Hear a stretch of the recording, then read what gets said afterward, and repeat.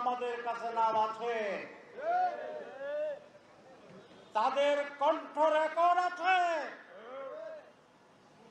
মিটিংয়ে তারা কি বক্তব্য রাখেন তার খবর আছে।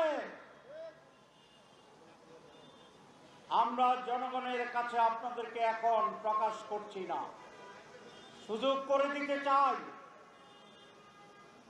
আপনাদের সংশোধনের জন্য সময় দিতে চাই। যদি সময়মত সাবধান না হন তাহলে জনসম্মুখে নাম প্রকাশ করা হবে।